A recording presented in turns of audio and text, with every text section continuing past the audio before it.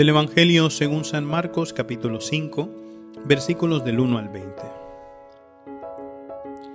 En aquel tiempo, después de atravesar el lago de Genesaret, Jesús y sus discípulos llegaron a la otra orilla, a la región de los Gerasenos. Apenas desembarcó Jesús, vino corriendo desde el cementerio un hombre poseído por un espíritu inmundo, que vivía en los sepulcros. Ya ni con cadenas podían sujetarlo.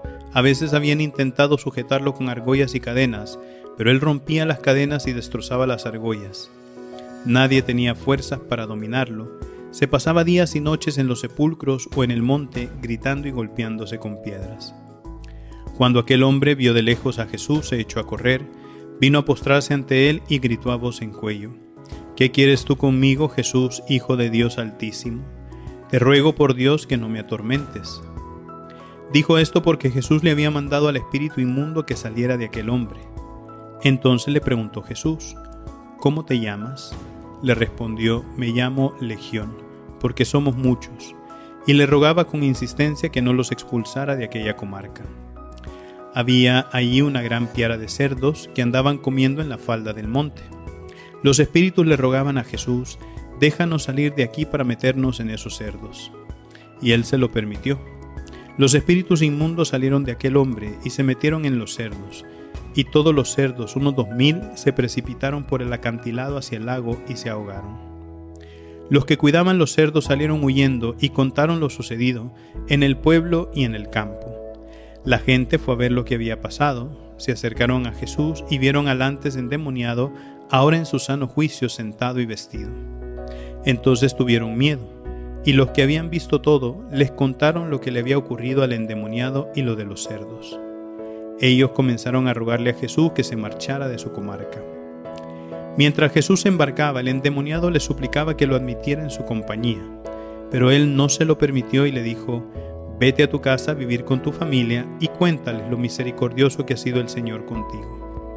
Y aquel hombre se alejó de ahí y se puso a proclamar por la región de Decápolis lo que Jesús había hecho por él, y todos los que lo oían se admiraban.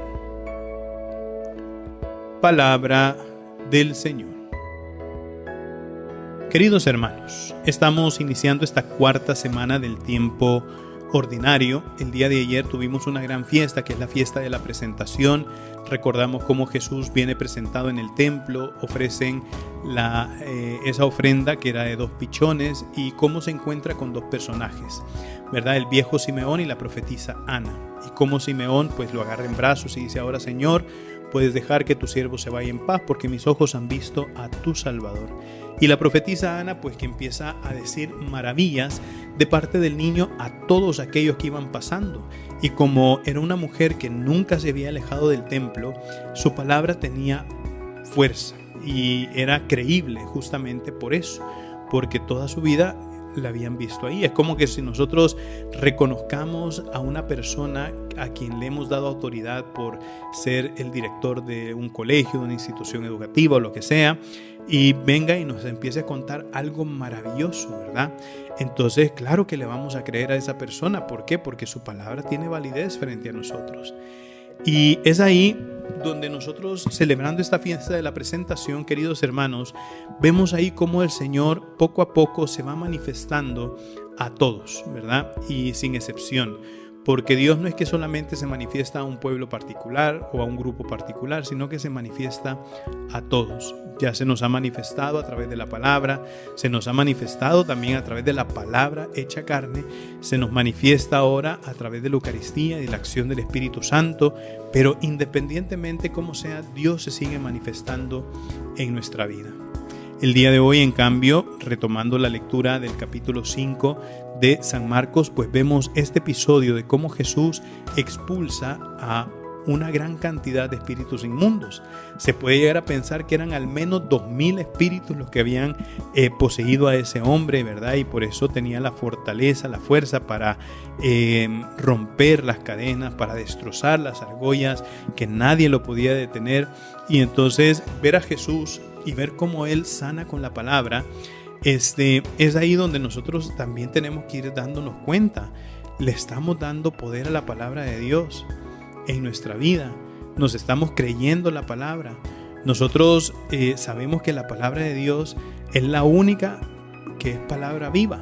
Nosotros podemos leer un artículo de un periódico y ese mismo artículo, leyéndolo otro día, podremos descubrir nuevos elementos. Eso no quiere decir que no sea correcto, pero ya no nos va a dar algo nuevo, ¿verdad? Sino que nos va a narrar una misma historia que nosotros ya conocemos. En cambio, cuando nosotros leemos la Escritura, si bien es cierto, volvemos a leer las mismas palabras, pero esas palabras cobran un sentido nuevo según las circunstancias en las que nosotros nos encontremos en ese momento. Por eso llegamos a afirmar y a decir que esa es palabra viva. Y entonces, claro, es ahí donde nosotros vemos también qué es lo que el Señor le pide a este hombre que ha sido sanado al final, ¿verdad?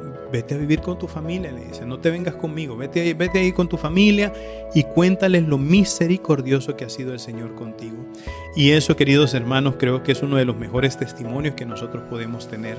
Saber de que el Señor ha obrado maravillas en mí y que eso yo se lo quiero contar, comenzando por la gente más cercana a mi vida, comenzando por aquellos los que frecuento más. Por eso seguramente aquel hombre que fue sanado, ¿no?, de todos estos demonios, pues seguramente se convirtió en un misionero fervoroso, en un misionero fiel, en un misionero que, habiendo experimentado de manera bien especial el amor de Dios, pues cómo no querer transmitirlo, queridos hermanos.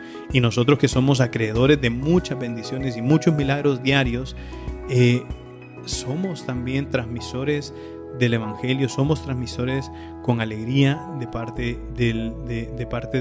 de Dios. O sea, esa misma alegría que recibimos de parte del Señor, somos capaces nosotros de transmitirla a los demás.